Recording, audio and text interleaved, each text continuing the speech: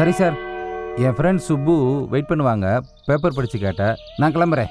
எப்பா இருப்பா, எப்போ பார்த்தாலும் சுப்பு சுப்புன்னு. இன்னைக்கு நானே உனக்கு பேப்பர் படிச்சு காட்டுறேன். சார், உங்களுக்கு படிக்கலாம் தெரியுமா சார்?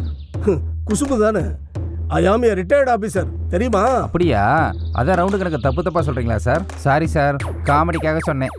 அதெல்லாம் இருக்கட்டு கண்ணன், ஒரு விஷயம் மண்டையை போட்டு குழப்பிக்கிட்டே இருக்குது. அன்னைக்கே கேட்டேன், நீ அப்புறமா சொல்கிறேன்னு சொன்னேன். அந்த பொண்ணு வருதே, அது பேர் சந்தியான்னு, அதுதான் வருதுன்னு நீ எப்படி கண்டுபிடிச்ச? ஓ அதுவா? சந்தியா எனக்கு ரொம்ப நாள் ஃப்ரெண்டு. நம்ம ஏரியாவில் பொட்டிக் வச்சுருக்காங்க. நான் தான் அவங்களுக்கு மெட்டீரியல் நூல்லாம் சப்ளை பண்ணுறேன். அதனால் அவங்க குழு சத்து எனக்கு நல்லா தெரியும் சார். வாக்கிங் வரும்போது அவங்க தான் நான் தெரிஞ்சுக்கிட்டு சந்தியான்னு சொல்கிறேன்.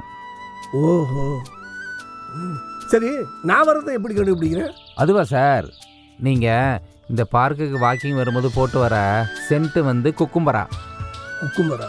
நான் எப்போ ஃபாரின் போனாலும் குக்கும்பரா வாங்காமல் வரவே மாட்டேன். அதை வச்சு தான் நீங்கள் வரீங்கன்னு கண்டுபிடிக்கிறேன். சரி, நான் அடிக்கிற பர்ஃப்யூம் வச்சு என்ன நீ கண்டுபிடிச்சிட்ட. நான் அடிக்கிற ரவுண்டு, சந்தி அடிக்கிற ரவுண்டு, இதெல்லாம் எப்படி நீ கரெக்டாக சொல்கிற? உங்களுக்கெல்லாம் எப்படி சார் கவர்மெண்ட்டில் சம்பளமும் கொடுத்து ரிட்டையர்மெண்ட் ஆன பிறகு பென்ஷனும் கொடுக்குறாங்க? ஏப்பா அப்படி கேட்குறேன்? சார், நீங்கள் வாக்கிங் போகும்போது என்னை பாஸ் பண்ணி தானே போகிறீங்க, நீங்கள் சந்தியாலாம். அதனால் உங்கள் பெர்ஃப்யூம் ஸ்மெல் எத்தனை தடவை என்னை கிடக்குதுன்னு எண்ணிக்குவேன். சந்தியாவோட கொலுசு சத்தம் எத்தனை தடவை என்னை கிராஸ் பண்ணுதுன்னு கனெக்ட் பண்ணிக்குவேன். அதை வச்சு தான் சொல்கிறேன். சந்தியா கொலுசு சவுண்டு ஓகேப்பா. இங்கே தான் நிறைய பேர் பாடி ஸ்ப்ரே அடிச்சுட்டு வராங்களா? இந்த பார்க்கிலேயே நான் ஒருத்தர் தான் குக்கும்பரா அடிச்சுட்டு வரேன். அதை வச்சு என்னையும் கண்டுபிடிக்கிறேன்னு சொல்கிறேன்.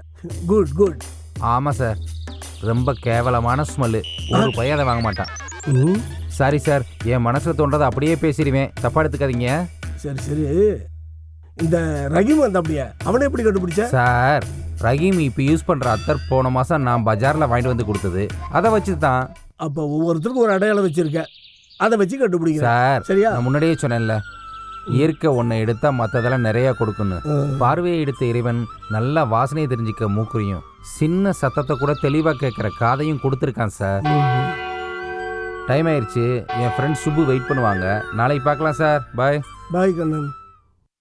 இப்படி போய்கிட்டு இருந்த நடராஜன் கண்ணன் நட்பில் நடராஜன் காலையில் கண்ணனை பார்க்காம ஒரு நாள் இருக்க மாட்டார். சொந்த வேலையாக வெளியூர் போனாலும் கண்ணனுக்கு டிக்கெட் போட்டு கூடவே கூட்டிகிட்டு போயிடுவார். இப்படி நடராஜனும் கண்ணனும் ரொம்ப நாள் நட்போடு இருந்தாங்க. ஒரு நாள் கண்ணன் வந்து ரொம்ப நேரம் ரொம்ப அமைதியாக தனியாக இருந்து யாரோடும் பேசாமல் போனான். ஏன்னா அன்னைக்கு நடராஜன் வரல. அதுக்கப்புறம் அவர் வரவே இல்லை. கண்ணன் மட்டும் எப்போவாவது வந்து போகிறான்.